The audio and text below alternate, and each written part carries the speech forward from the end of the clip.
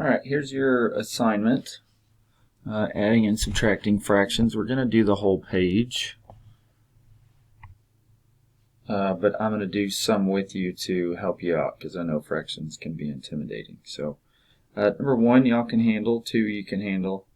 They're the same denominators, so there's no extra steps there. Well, let's go to number 6. And let's have a look at that together. So it says 3/8 plus 5/11. So obviously the denominators are not the same. So I'm going to rewrite this problem to the side of it so we can figure that out. Okay. So let's just skip count by 11 real quick. It's pretty easy. You're just skip counting by double ones. So it would go 11, 22, 33, 44, 55, 66, 77, 88. None of those match for an 8, except for 88, because 8 times 10 is 80, and so 8 more than that is 88. So that means our new denominator is going to be 88 as a large denominator. Or it actually means that the pieces are very, very small.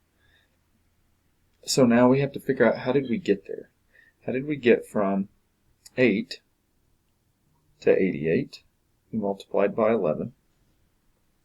So we also have to multiply the numerator by the same thing, 11. How did we get from 11 to 88? We multiplied by 8. So that means we have to do the same thing to the numerator. It's important that we don't change the order of our problem. Okay, so this fraction needs to be the first one.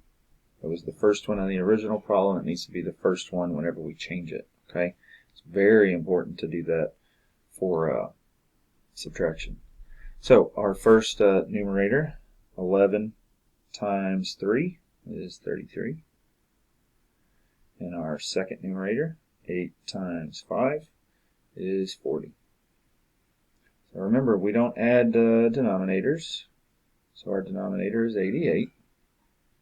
And 40 plus 33 is 77. Oh, no, sorry, 73. 73. Okay. I don't believe those have anything in common. I know they're not divisible by 2 because 73 is not even. I know that they're not divisible by 3 because when you add them, the digits up, 8 and 8 is 16. 16 is not divisible by 3. I know they're not divisible by 4 because 88 is divisible by 4, but 73 is not. They're not divisible by 5. They're not divisible by 6. So I think that's where we're at, 73 over 88. The reason I know that they're not divisible by those numbers very quickly is because of divisibility rules, which in my class we've done, and I would suspect all of y'all have done. If you know them, they help you out a lot. All right, so let's go to a bit tougher one. I'm not going to do 7 or 8 because those are just basic adding and subtracting. But I will help you with number 9 so you have a good idea of what to do on the easier ones of 7 and 8. So now we have 3 numbers that we're going to do. I'm going to write it down below just so I have enough space. So let's look at the largest denominator, which is 15.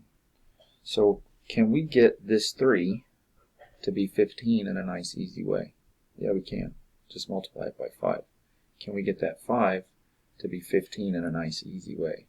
Yes, we can. We just multiply it by 3. So that means our new denominator is going to be 15. Okay. So how did we get to 15 on that first fraction? 3 times 5. And the last one, 5 times 3, right? So we have to do the same thing to the numerator, times 5 for that fraction, and times 3 for that fraction. There we go. So 5 times 2 is 10. This one is staying the same because we didn't have to change it. And the last one is 4 times 3, which is 12. Alright. So when adding and subtracting, you just go from left to right. Just go from left to right. Just makes it easiest. When you're adding, you can actually do in whatever order you want, but since it's mixed in, let's just go from left to right. So right here, we'll do this one first. Our denominator is going to stay at 15 when we add those. And so now all we're looking at is a negative 10 and a positive 13. What do you have more of? We have more positives. We have 10 negatives and 13 positives. So how many more? We have 3 more positives and negatives. So that right there is 3/15. Then we go minus 12/15. And instead of, I'm going to rewrite that, sorry, so I can give it myself a little more space. Minus 12/15. So instead of subtracting, we add the opposite. Okay, so we're going to keep that 3/15. We're going to change our subtraction to addition. And what is the opposite of positive 12/15? It's a negative 12/15. Okay, denominator stays the same. It's still 15. And so now all we're looking at is a, oh no, I did not mean to do that. There we go.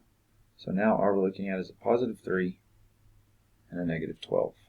Okay. What do you have more of? You have more negatives than you do positives, so our answer is going to be negative.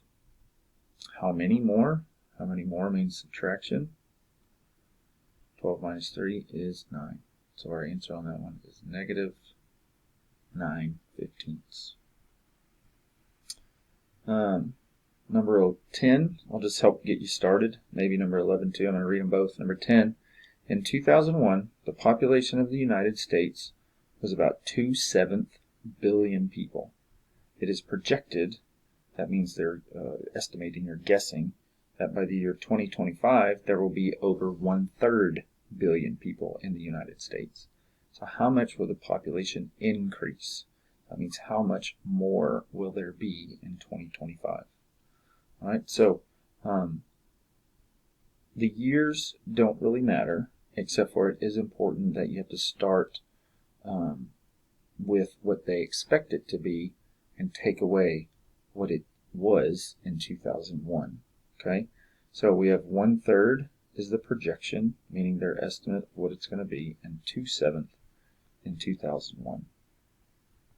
So your problem is 1/3 minus 2/7. Look in your journal for that. I think we may have actually done that problem in your journal. Okay. Number 11, about 2/5 of the population in the United States has blood type A. About 23/50 has blood type O. What fraction of the population has either blood type A or blood type O? So you're just combining those two populations. Combining means addition. 2/5 plus 23/50. I wonder if you can already tell what the common denominator is going to be in that problem. I bet you can. Just don't forget, whatever you do to this denominator right here to make it a 50, you also have to do to the numerator.